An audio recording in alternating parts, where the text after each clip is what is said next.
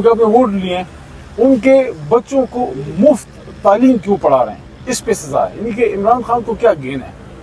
Trust کا جدھر نام آتا ہے ٹرسٹ کا مطلب یہ ہے کہ آپ بینیفیشری نہیں ہیں. جب کبھی بھی آپ نے کوئی خیراتی ادارہ بنانا ہوتا ہے آپ اس کو ٹرسٹ کا نام دیتے ہیں، جس میں یہ مطلب ہوتا ہے کہ جو بھی ٹرسٹی ہے اس کو ایک آنے کا، ویسے آنا تو اب ختم ہی ہو گیا، روپے کی بھی کوئی قیمت نہیں رہی، ایک آنے کا آپ کو فائدہ نہیں. تو آپ اس بات پہ اپنے وزیر اعظم کو سزا دے رہے ہیں کہ آپ ہمارے ملک کے غریب بچوں کو مفت تعلیم کیوں دے رہے ہیں، اور ان سے کوئی پوچھ نہیں ہے. ان کا سارا کچھ باہر پہنچ گیا، ایون فیلڈ، سوئس بینکس، سر محل.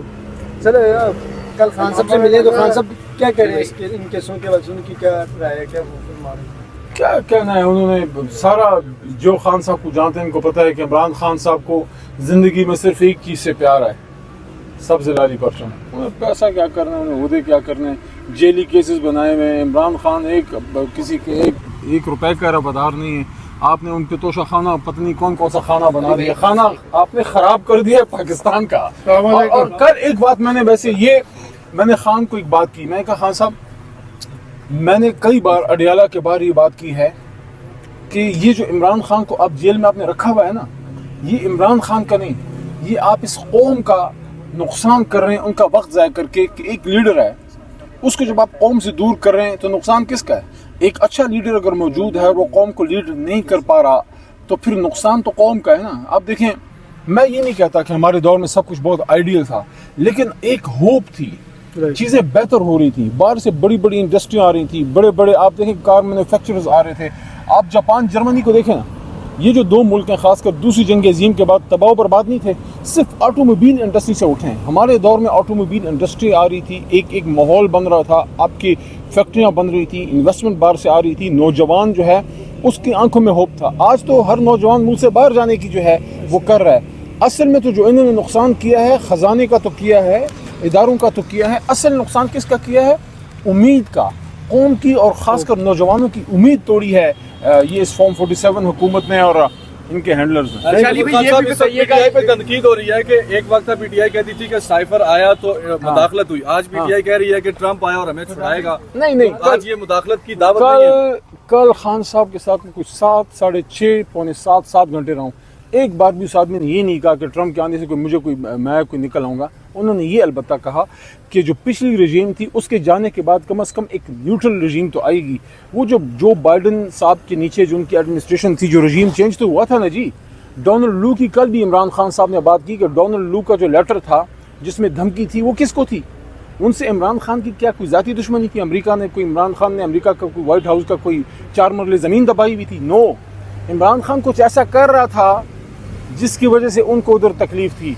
اور میں کہتا ہوں کہ آپ ہمیشہ کچھ ایسا کرتے رہا کریں جس سے ان لوگوں کو تکلیف پہنچے جن کی وجہ سے اور جن کی وجہ سے پورے عالم اسلام میں مسلمانوں کو تکلیف ہے. فلسطین میں جو خون بہ رہا ہے، اسرائیل کے پیچھے کون ہے؟ تو اگر یہ صورتحال بہتر ہوتی ہے اور ایک نیوٹرل ایڈمنسٹریشن آتی ہے جس کی عمران خان صاحب سے یا تحریک انصاف سے مخاصمت نہ ہو، تو کم از کم ایک ہوپ ہے کہ دونوں ملکوں کے بیچ میں تعلقات بہتر ہوں گے. باقی یہ میں بتا دوں، عمران خان کو یا علی کو یا ہم سب کو بطور مسلمان، بطور پاکستانی، ہم کہیں نہیں دیکھتے، ہم اوپر دیکھتے ہیں رب ذوالجلال کی طرف. عمران خان نکلے گا اللہ کے حکم سے، لیکن عوام اپنے دم پہ اپنے لیڈر کو جو ہے وہ نکالے گی، اس کے ساتھ کھڑے ہیں. ہم کسی اور کی طرف نہیں دیکھتے. ہاں، تعلقات ہم چاہتے ہیں کہ ان ممالک کے ساتھ ہمارا دوستانہ تعلقات ہو، لیکن دوستانہ تعلق میں پھر ہاتھ اس طرح آگے جانا چاہیے نا. شہباز شریف صاحب کو اس کی عادت ہے یہ ہاتھ نیچے رکھنے کی. اچھا علی بھائی یہ بھی بتائیے گا، میری آپ پی ٹی آئی کی اکثریت جماعت یہ سمجھتی ہے کہ احتجاج ہی واحد حل ہے ہر چیز کا، تمام مشکلات کا احتجاج ہی واحد حل ہے. تو لیکن اب آپ ماضی میں بھی اسلام آباد میں آئے، احتجاج کیا، اسلام آباد میں آپ احتجاج پورا کیا، اب آپ 9 تاریخ کو بھی جلسے کے لیے جا رہے ہیں سوابی میں. تو کیا یہ سوابی والا جلسہ جو ہے یہ آپ کی فائنل کال ہوگی یا یہ بھی ایک پریکٹس میچ ہوگا؟ یار دیکھو، سیاست میں کوئی پرسوں کوئی دنیا ختم ہو رہی ہے، یہ سیاست میں فائنل کال دے دی، تباہی پھیر دی، لنکا ڈھا دی، یہ نہیں ہوتا. سیاست جو ہے آپ روز کا کام ہے، آپ ایک فائٹ کرتے ہیں اپنے مقصد کے اصول کے لیے. عمران خان صاحب جب انشاءاللہ باہر بھی آئیں گے تو عمران خان صاحب کی جدوجہد کو ختم تو نہیں ہوگی، ان کے باہر آنا ایک نئی جدوجہد کی طرف ایک اور پہلا قدم ہوگا.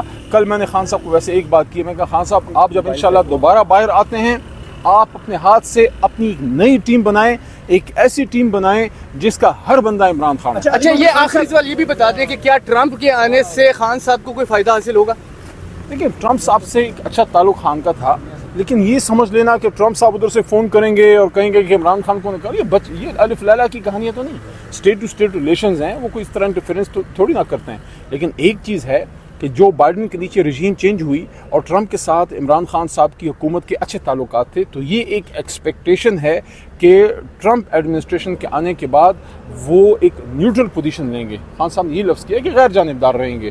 تو باقی ہمیں اپنے رب پہ جو ہے وہ یقین ہے. اچھا علی خان صاحب کا بھی یہ کہنا تھا کہ ہم کسی پہ انحصار نہیں کرنا چاہیے.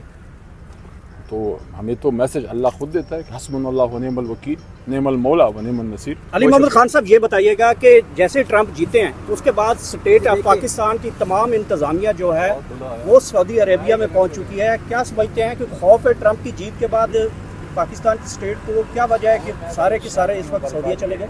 جب گناہ بہت زیادہ بڑھ جاتے ہیں تو بندہ حرمین شریفین جاتا ہے. علی بھائی